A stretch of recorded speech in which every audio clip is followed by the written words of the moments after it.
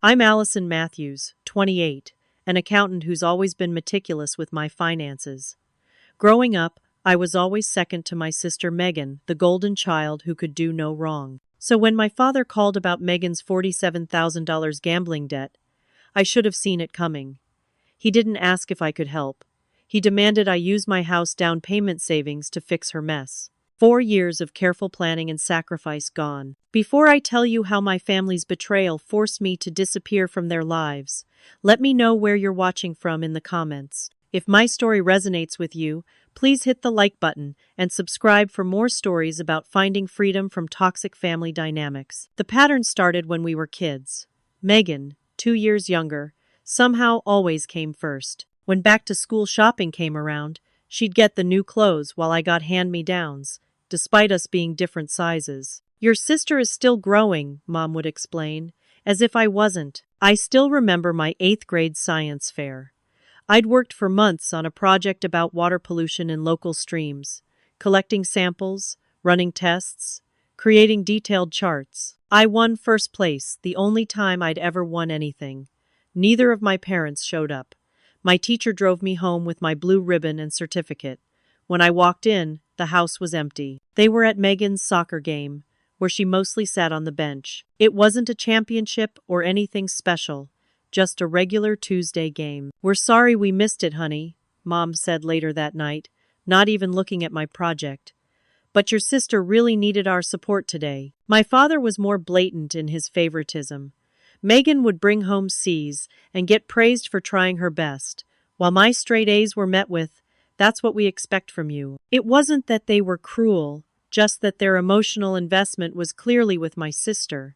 I became invisible unless I was useful. By 16, I knew I needed to become financially independent. I got a job at the local grocery store, working weekends and after school. I opened my own bank account, something my sister wouldn't do until her late 20s.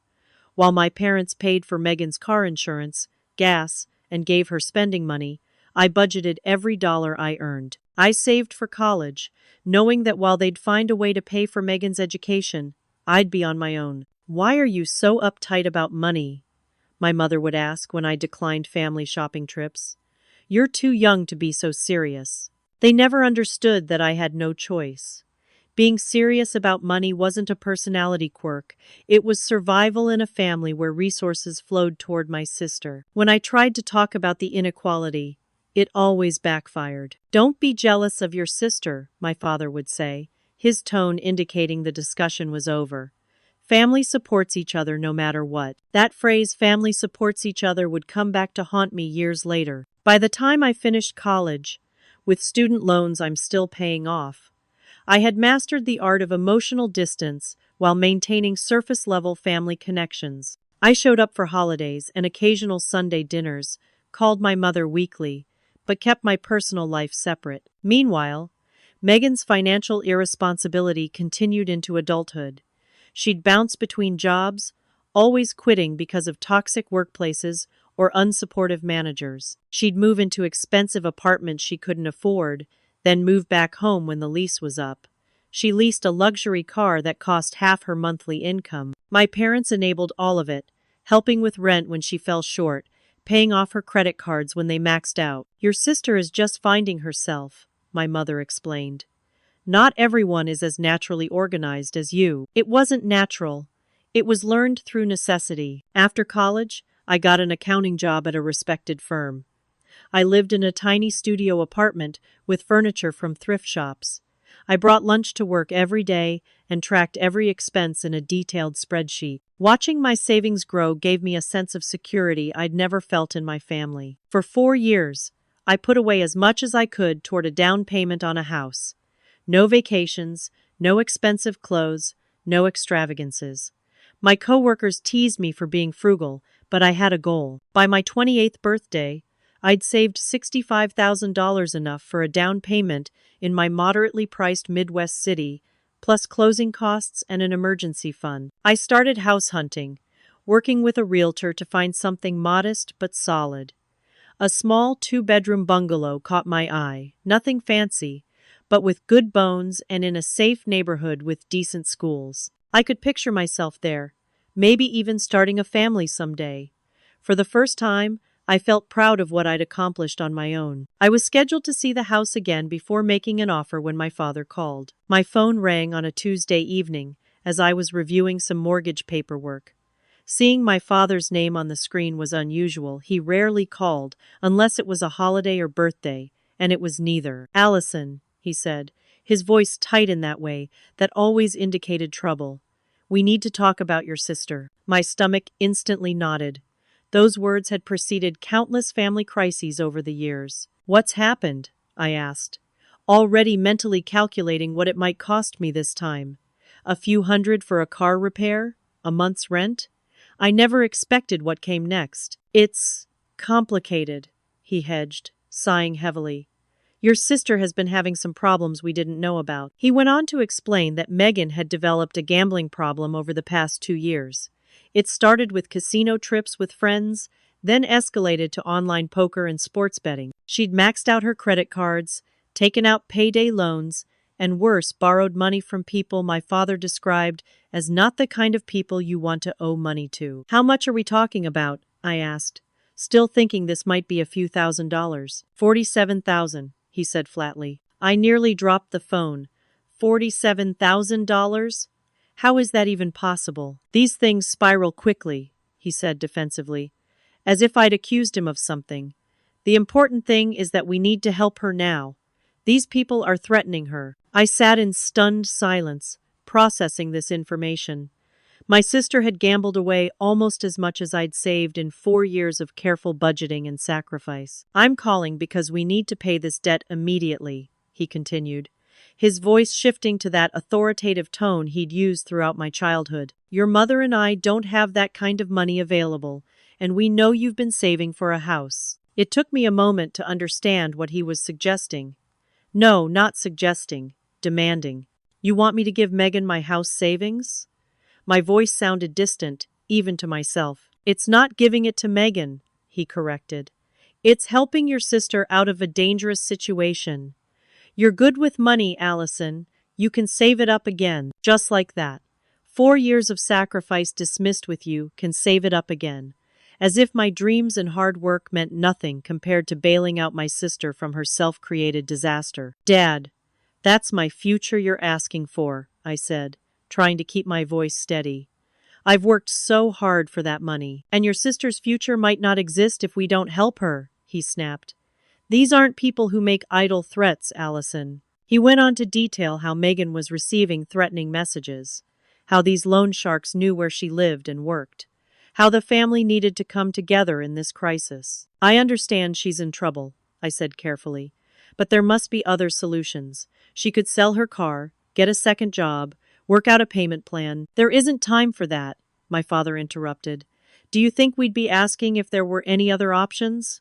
This is your sister we're talking about." The familiar guilt tactics washed over me: family obligation, Megan's safety, my selfishness for even questioning the plan. "I need to think about this," I said finally. "There's nothing to think about," he replied. "Family takes care of family. Always. Your mother and I have always taught you that." Something snapped inside me. "When have you ever taken care of me?" I asked, the words escaping before I could stop them. Silence. Then, "I don't know what you're talking about. We've always provided for you. The bare minimum, Dad. I've been taking care of myself since I was 16. "That's not fair," he said, his voice rising. "We've always treated you girls equally." The blatant lie was almost laughable. "I can't give Megan my savings," I said firmly. "I'll help look for other solutions, but not that. It's not fair to ask me." His voice turned cold. "I never expected this kind of selfishness from you, Allison. If you can't help your sister when she truly needs it, then I don't know what kind of person you've become. Either you help Megan, or you're not part of this family anymore." The ultimatum hung in the air. I ended the call shortly after, promising to think about it, though we both knew what that meant. My phone immediately started buzzing with texts from my mother, alternating between guilt trips, "Your sister is crying, she's so scared," and attempts at manipulation. "You've always been the strong one, the one we can count on." I barely slept that night, turning the situation over and over in my mind. Part of me, the part conditioned by years of family dynamics, felt guilty for not immediately agreeing to help. But another part, the self-preserving adult who'd worked so hard for independence, was furious at being treated like the family ATM. By morning, I decided to meet with them face to face. Maybe there was a compromise to be found. The next evening, I drove to my parents' suburban home with a folder of research. I'd spent my lunch break gathering information about gambling addiction resources, debt consolidation options, and even bankruptcy as a last resort. I'd printed everything out, highlighted key points, and prepared a list of possible solutions that didn't involve sacrificing my future. The familiar split-level house looked exactly as it always had: neat lawn, seasonal wreath on the door, my mother's flower beds lining the walkway. How strange that such a normal-looking home could house such dysfunction. My mother answered the door, immediately pulling me into a hug that felt more obligatory than comforting. "Thank you for coming," she said, her voice low. "Your father's in the living room with Megan." I followed her through the foyer, past the wall of family photos that somehow featured Megan 3 times more than me, and into the living room. My father sat in his usual recliner, looking stern. Megan was on the couch, her appearance shocking me momentarily. My always put-together sister looked disheveled. Her normally perfect hair was pulled back messily, dark roots showing through the blonde. She'd lost weight, her designer clothes now hanging loosely on her frame. But most striking were her eyes, red-rimmed and darting nervously around the room, never quite meeting mine. "Hi, Allie," she said, using my childhood nickname that she knew I hated. I nodded in greeting and sat in the armchair furthest from everyone, placing my folder on the coffee table. "I've been thinking about the situation," I began, trying to keep my voice professional and calm.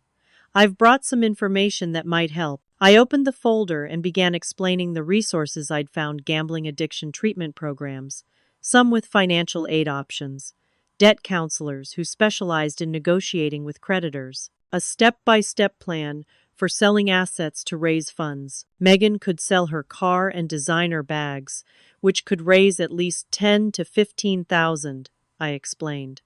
"With a payment plan for the rest." "We don't have time for all that," my father interrupted. "These people want their money now, not in installments." "Has anyone even tried negotiating with them?" I asked. My mother shook her head. "We can't risk making them angry." I turned to Megan.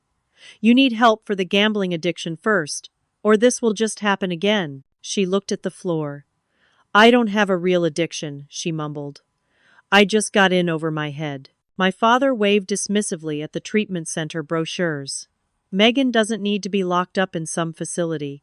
She's promised she's done with gambling." Just like that complex addiction dismissed with a promise. I took a deep breath. "Even if you don't think treatment is necessary right now, these debts need to be addressed in a sustainable way," I persisted. "Megan has a good job. She has assets she can liquidate, with some lifestyle adjustments." "Lifestyle adjustments?" my mother repeated incredulously. "Allison, your sister could be in danger, which is why we need to call the police." "Absolutely not," my father thundered. "We're not involving authorities. This stays in the family." Megan finally looked up, tears streaming down her face. "They know where I live, Allie. They've been watching my apartment. Last night, someone followed me from work. I'm scared." I felt a twinge of sympathy, quickly extinguished by my father's next words. "We've already told them we're paying," he said, not meeting my eyes. "What do you mean already told them?" I asked, a chill running through me. My mother looked uncomfortable. "Your father spoke with them yesterday, and we told them you would transfer the money tomorrow," my father said firmly. The room seemed to tilt sideways. "You did what?" "We had to give them something concrete," he defended. "They were getting impatient." "You promised my money without even speaking to me first?" I stood up, hands shaking. "You had no right to do that." "We're your parents," my mother said, as if that explained everything. "I told them you'd transfer it by noon tomorrow," my father continued, ignoring my outrage. "They've agreed to clear Megan's debt completely once they receive it." "And you believe them?" I asked incredulously. "We don't have a choice," he replied. In that moment, with crystal clarity, I saw my family for what it truly was. I wasn't a daughter to them, I was a resource, valued only for what I could provide. My hard work, my dreams, my future, none of it mattered compared to rescuing Megan from her latest crisis. I thought of all the times I'd been overlooked, all the achievements that went uncelebrated, all the help I never received. And now, when I'd finally built something for myself, they expected me to hand it over without question. "No," I said, my voice stronger than I'd ever heard it. "What did you say?" my father asked, his tone dangerous. I said no. I will not give Megan my house savings. I will not transfer money to criminals. And I will not be manipulated or guilted anymore. I picked up my folder and stood. "Allison, please," Megan sobbed. "I don't know what they'll do to me." "You should have thought of that before you gambled with loan sharks," I replied, surprising myself with my coldness. "I'm willing to help you find legitimate solutions, but I won't set myself on fire to keep you warm. Not anymore." My father stood now too, his face red with anger.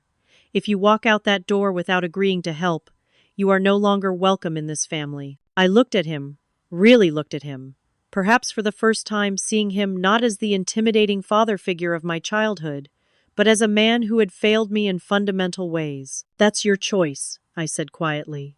"But my money is mine. I earned every penny without your help, and I won't give it away because of your poor parenting." My mother gasped. Megan's sobs grew louder. My father took a step toward me, finger pointing. "You ungrateful." I didn't stay to hear the rest. I walked out the door, got in my car, and drove away as their voices called after me. It should have felt cathartic, finally standing up to them. Instead, I felt hollow, empty. I'd lost the only family I had, flawed as they were. But even as tears streamed down my face, I knew I'd made the right choice. What I didn't know yet was that this confrontation was just the beginning. Their demands wouldn't stop with one refusal. To truly escape, I would need to take far more drastic measures. The drive home from my parents' house that night was a blur. My phone buzzed constantly with texts and calls, first angry, then pleading, then threatening. I silenced it and focused on the road, knuckles white on the steering wheel. By the time I reached my apartment, I'd received 17 messages. My father threatened legal action, though for what, I couldn't imagine. My mother claimed she was having chest pains from stress. Megan sent a photo of a threatening text she'd received, with the message, "This is on you now." The manipulation was so transparent, it would have been laughable if it weren't so painful. I sat on my bed, phone in hand, thumb hovering over the block button for each family member. Then my email pinged a notification from my real estate app. The little bungalow I'd been planning to make an offer on had been listed as pending. Someone else would be starting their life there. Something crystallized in that moment. As long as I remained within their reach, my family would never stop trying to drain me emotionally, financially, completely. They would call my workplace, show up at my apartment, use mutual acquaintances to pressure me. Any boundary I set would be temporary at best. The thought came to me with startling clarity. I needed to disappear, not just move to a new apartment or change my phone number. Truly disappear, leave no trail, no forwarding address, no way for them to find me and pull me back into their dysfunction. Once the idea took hold, I couldn't shake it. I opened my laptop and began researching how to disappear without a trace. Most results were about privacy settings on social media or fictional spy novels, but a few articles about domestic abuse victims starting new lives contained practical information. I created a new email address with no connection to my real name or any personal details. I researched states with good job markets for accountants, focusing on places across the country where I knew no one. I applied for remote accounting positions, using my credentials, but a different address. I was qualified enough that within 3 days, I had 2 job offers. I accepted a position with a company based in Nashville, Tennessee, over 500 miles from my Midwest hometown, and a place no one would think to look for me. The practical aspects of disappearing required methodical planning. I made lists, always my coping mechanism in crisis. I gathered my important documents: birth certificate, social security card, passport, professional certifications, and stored them in a waterproof document case. I began selling larger possessions through online marketplaces, meeting buyers in public places far from my apartment. Furniture, my TV, kitchen appliances, anything that couldn't fit in my car had to go. I donated bags of clothes and books to donation centers across town. Never the same place twice. I withdrew cash in small amounts from different ATM locations, keeping the withdrawals under $500 to avoid triggering any alerts. I researched how to close my bank accounts without a forwarding address and how to redirect any final paychecks to a temporary account. All the while, my family's messages grew more frantic. They'd gone from anger to concern, claiming they were worried about my mental health. My father even suggested he might call for a welfare check, a threat I knew he might follow through on. The emotional preparation was harder than the practical steps. One night, I sat on my half-empty apartment floor and wrote in my journal, trying to process what I was about to do. Was I overreacting? Was there another way? But every alternative scenario ended the same way, with my family finding ways to pull me back in, to take what I'd worked for, to use me as their safety net while offering nothing in return. I drove through my hometown one last time, past my elementary school, the park where I'd played as a child, the grocery store where I'd worked my first job. I allowed myself to feel the grief of leaving, acknowledging that along with the bad memories, there were good ones too. That night, I performed a small ritual of my own making. In my empty bathtub, I burned a few old family photos, watching as the flames consumed the images of holiday gatherings and forced smiles, not out of anger, but as a symbolic release. Then I carefully washed the ashes down the drain, leaving no trace. The night before my departure, I checked my escape plan one final time. New job secured. First month's rent and security deposit paid on a month-to-month apartment in Nashville. Car serviced for the long drive. Cash and essential documents packed. Minimal luggage ready. I turned off my phone completely, removing the battery to ensure it couldn't be tracked. I slept on a camping pad on the floor of what had been my bedroom, my alarm set for 4 a.m. As I drifted off, I felt a strange mixture of terror and peace. By this time tomorrow, Allison Matthews would effectively cease to exist. I left before dawn, when the world was still and silent. My car was packed efficiently, one suitcase of clothes, one box of truly irreplaceable items, my document case, and a cooler with snacks for the road. Everything else had been sold, donated, or discarded. The highway stretched before me as the sun began to rise, painting the sky in pinks and oranges. I kept checking my rearview mirror, half expecting to see my father's car in pursuit, though logically I knew he had no way of knowing I'd left, much less where I was headed. I drove straight through, stopping only for gas and bathroom breaks, always paying cash. I avoided using my credit card, which could be traced. The further I got from my hometown, the more the knot in my chest began to loosen, though the hypervigilance remained. 12 hours later, I crossed the Tennessee state line. By early evening, I reached Nashville, following GPS directions to the extended stay motel, where I'd booked a room for the first week. It wasn't much a queen bed, a kitchenette, a small table with 2 chairs, but it was anonymous and paid for in cash. That first night was the hardest. As the adrenaline of escape wore off, reality settled in. I sat on the edge of the motel bed, surrounded by the few possessions I hadn't left behind, and wondered if I'd made a terrible mistake. Had I overreacted? Was there another way I could have handled the situation? I woke up at 3 a.m. in a cold sweat, my heart racing, convinced I'd heard my father's voice in the hallway. When I finally realized it was just other motel guests returning late, I couldn't get back to sleep. I sat by the window instead, watching the parking lot until dawn, jumping at every sound. The first panic attack hit on day 3. I was in a grocery store, picking up basic supplies, when suddenly I couldn't breathe. My vision tunneled, my heart pounded, and I was certain everyone in the store knew I was a fraud, a runaway. I abandoned my cart and hurried back to my car, where I sat hyperventilating until an elderly woman tapped on my window to ask if I needed help. Her kindness broke through the panic. I managed to explain I wasn't feeling well, and she patted my hand through the open window. "Take deep breaths, honey. Whatever it is, it'll pass." She had no idea how much I needed to hear those words. I began using my middle name, Grace, instead of Allison. It felt strange at first, not responding when someone said Allison, but I practiced introducing myself as Grace until it became more natural.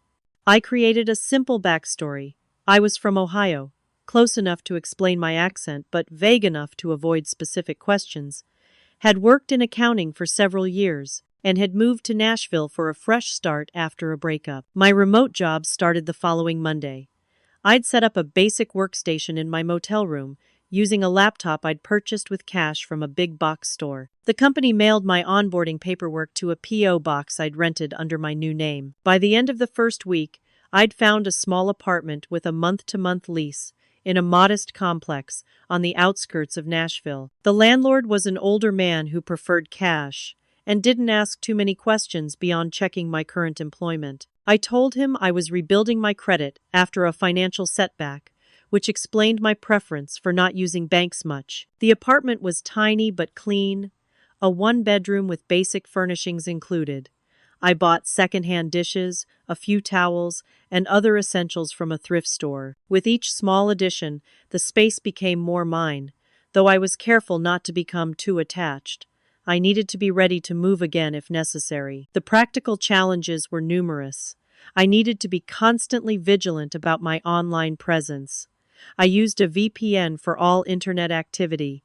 I never posted on social media. I paid bills in cash when possible, or with prepaid cards when necessary. I started a new bank account with my current address, but kept most of my savings in cash, hidden in various places around the apartment. Starting over financially was harder than I'd anticipated. The cost of the move, first month's rent and security deposit, new basics for the apartment, it all added up quickly. My emergency fund dwindled faster than I'd projected. My new job paid well, but I wouldn't receive my first paycheck for 2 weeks. I ate ramen noodles and peanut butter sandwiches, reminding myself that this temporary hardship was worth the freedom I'd gained. The loneliness was perhaps the most difficult adjustment. In my hometown, I'd had colleagues I was friendly with, a few casual friends from college, familiar faces at places I frequented. In Nashville, I knew no one. I spoke to my neighbors only in passing, careful not to share too many details about myself. I ate meals alone, went to movies alone, spent weekends exploring the city alone. 1 month into my new life, I created a new email account and checked my old one through the library's public computer. The inbox was flooded messages from my parents and sister, of course, but also from extended family members, old acquaintances, even my former landlord. One email from a childhood friend caught my attention. "Your family is looking everywhere for you," she wrote. "They filed a missing person report. They're telling everyone you had a mental breakdown. Is that true? Are you okay? Just let someone know you're safe." I closed the email without responding. It was the first confirmation that my disappearance had caused exactly the disruption I'd expected. A week later, I received a call on my new phone number, which only my employer had, from a man claiming to be conducting a survey. His questions quickly turned personal, asking for my full name and address for verification purposes. I hung up immediately, my heart racing. Somehow, they had found this connection to me. It had to be a private investigator. My father had threatened to hire one during our last confrontation, and it seemed he'd followed through. I called my employer from a public phone and explained that I was dealing with a stalking situation from an ex and needed to ensure my information was secure. They were understanding and assured me they wouldn't release my details to anyone. That night, I moved to a different apartment in the same complex, telling the landlord I was concerned about a strange man who had been asking questions about me. Thankfully, he had another unit available and didn't ask for additional deposits. I was becoming adept at these quick changes, learning to live with minimal belongings and forming few attachments. As I settled into my second apartment, I wondered how long this hypervigilance would need to continue. How long until I could truly relax? How long until I felt safe enough to build real connections again? I had escaped physically, but emotionally, I was still running. 3 months after my disappearance, I had established something resembling a routine. I worked remotely during the day, took evening walks in my new neighborhood, and had even joined a community yoga class where I was careful to be friendly, but not too revealing about my past. My apartment, though sparsely furnished, had begun to feel like a home. I had a second-hand couch, a small dining table, and a comfortable bed. I'd hung a few abstract prints on the walls, nothing personal that could reveal my identity, but enough to make the space feel lived in. I was sleeping better, the panic attacks had become less frequent, and I was beginning to save money again. Then one evening, while scrolling through news on my laptop, I made the mistake of searching my own name. I'd promised myself I wouldn't do this, but curiosity got the better of me. What I found sent ice through my veins. My family had gone public with my disappearance. There were social media posts, shared hundreds of times, featuring my photo and claims that I had vanished without explanation and might be mentally unstable. My father had given an interview to the local newspaper, describing me as a troubled young woman who had been acting erratically before my disappearance. "We're just worried sick," he was quoted saying. "Allison has always been high-strung and prone to anxiety.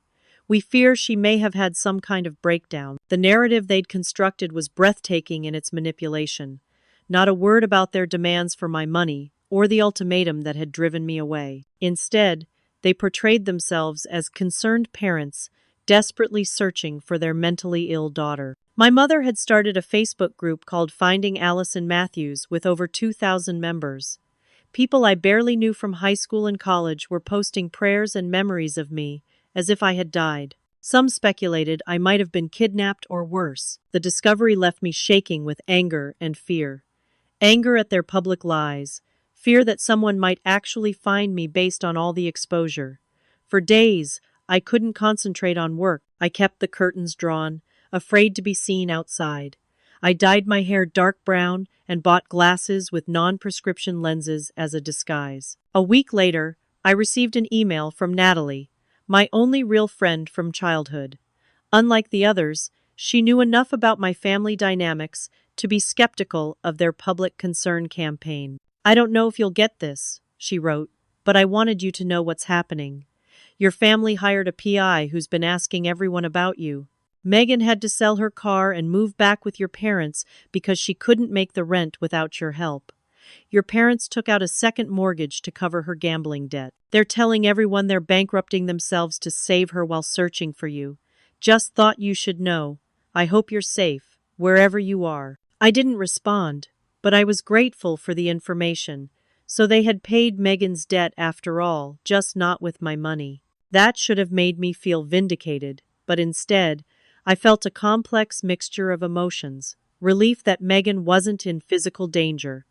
Satisfaction that my parents had faced consequences for enabling her, but also a lingering guilt that they had suffered financially, despite my rational mind knowing it wasn't my responsibility. The PI was concerning, though.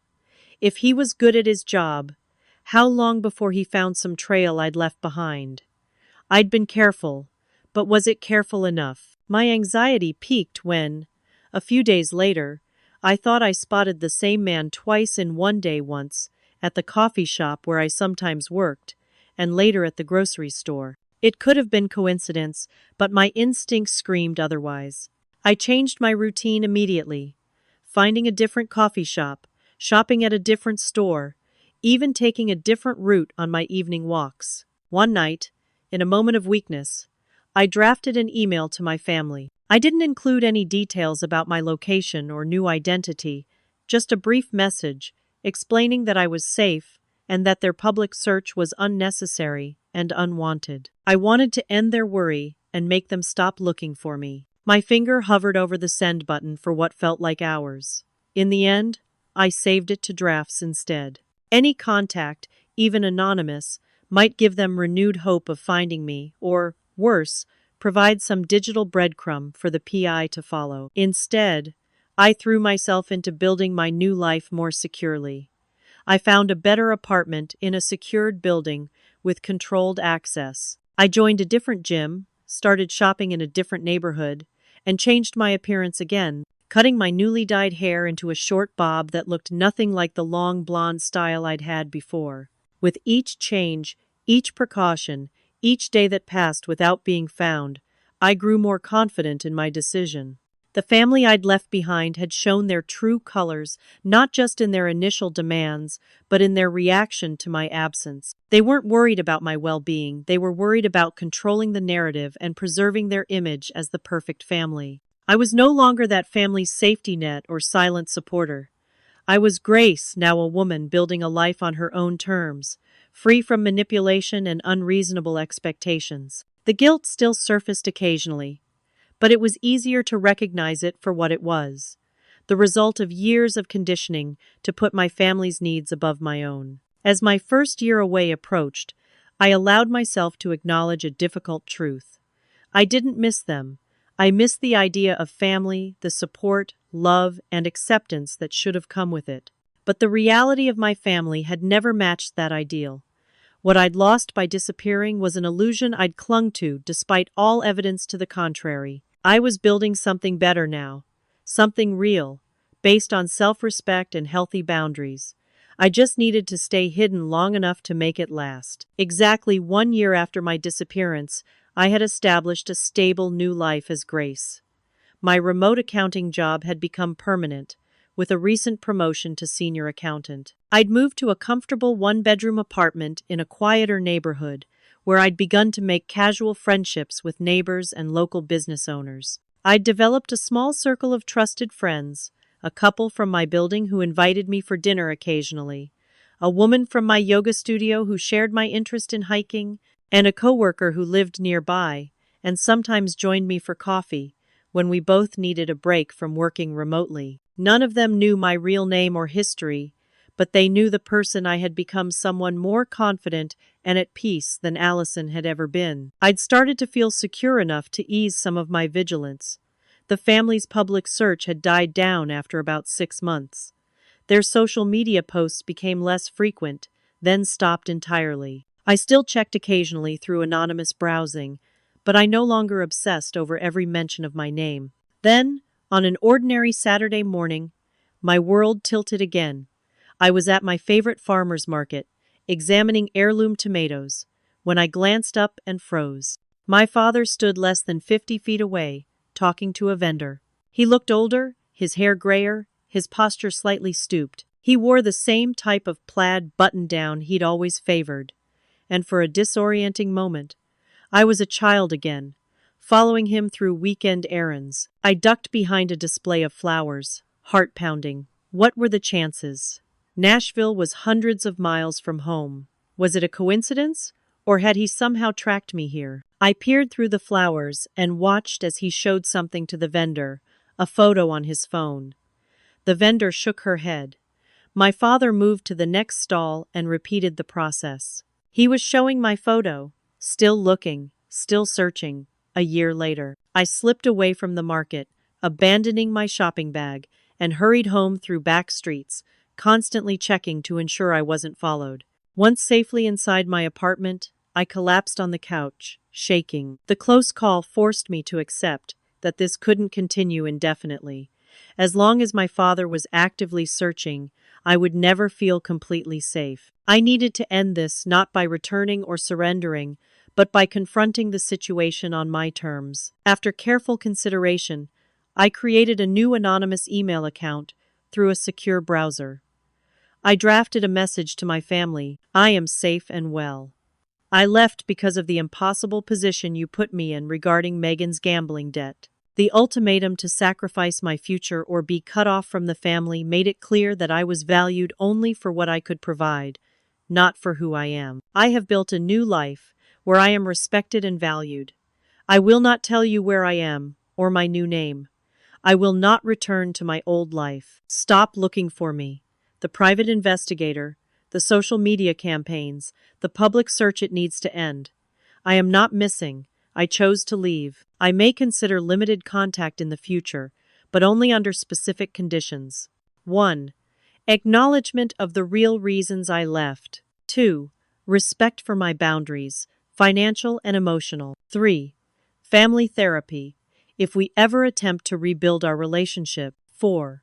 a promise that I will never be asked or expected to provide financial support for Megan again. Until then, please respect my decision and my privacy. This email account will be deleted after sending this message. I read it over multiple times, tweaking words, making sure it expressed exactly what I needed to say. Then, before I could reconsider, I hit send. I spent the next few days in heightened anxiety, expecting my father to appear at my door somehow. I stayed home from work, ordered groceries for delivery, and kept the curtains drawn.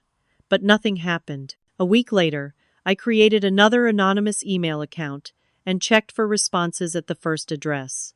There were 3. My father's response was predictably angry. "How dare you put us through this nightmare and then dictate terms?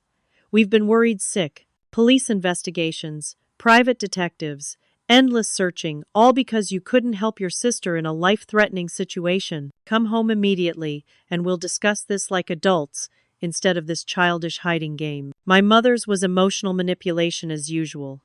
"My darling girl, you've broken our hearts. I've cried myself to sleep every night not knowing if you were alive or dead. Please come home. Whatever the problem is, we can work it out as a family. Your father isn't himself with worry. Megan is finally getting help for her gambling. We need you to complete our healing. Please respond. I love you so much." Megan's email surprised me. "Allie, I don't blame you for leaving. I was so caught up in my own problems that I didn't see how unfair everyone was being to you. The gambling was worse than anyone knew. I've been diagnosed with a severe addiction and am in recovery now. I'm working 2 jobs to pay back the money Mom and Dad had to borrow. I'm sorry for expecting you to bail me out. I'm sorry for being the favorite at your expense. I've started therapy and am learning how messed up our family dynamics were. I hope someday you'll talk to me again, but I understand if you don't want to. Stay safe, Meg." I sat with these messages for days, turning them over in my mind. My father's response confirmed everything I believed about him. His concern was for his own inconvenience, not my well-being. My mother's emotional appeals still tugged at my heartstrings, but I recognized the manipulation beneath them. Megan's email was unexpected.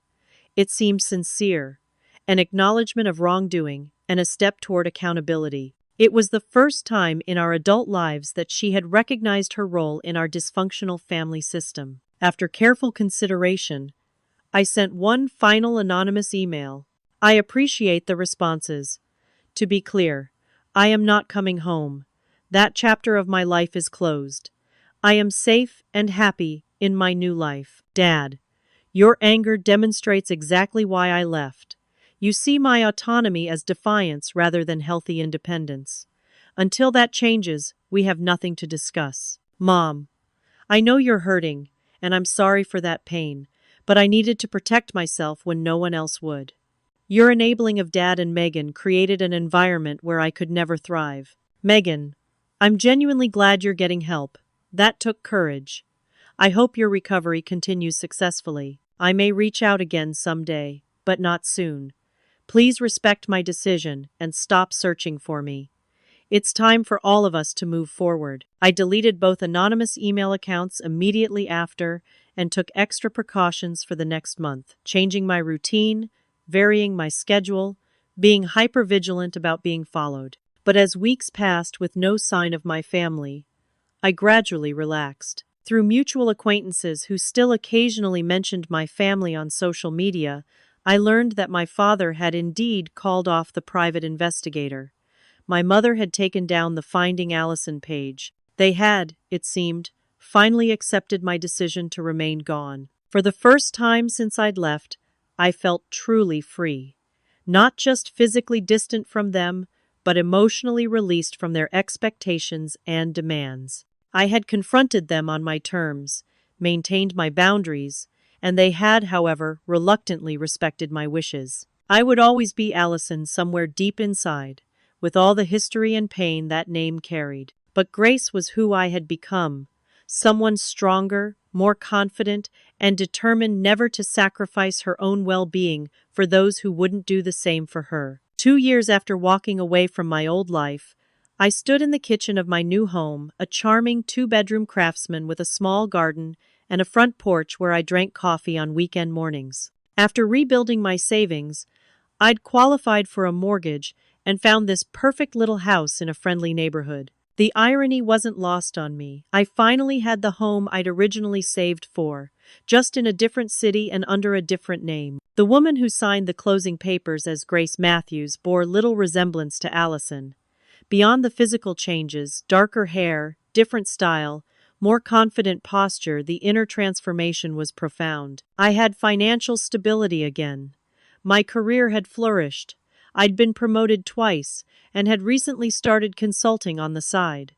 My emergency fund was healthy, my retirement accounts growing steadily. The financial discipline I'd developed out of necessity as a child now served me well as an independent adult. Most importantly, I'd learned to set boundaries not just with my biological family, but with everyone in my life. I'd developed authentic friendships based on mutual respect rather than obligation or utility. My small circle included people who appreciated me for who I was, not what I could do for them. Sarah and David, the couple from my building, had become close friends who invited me for dinner regularly.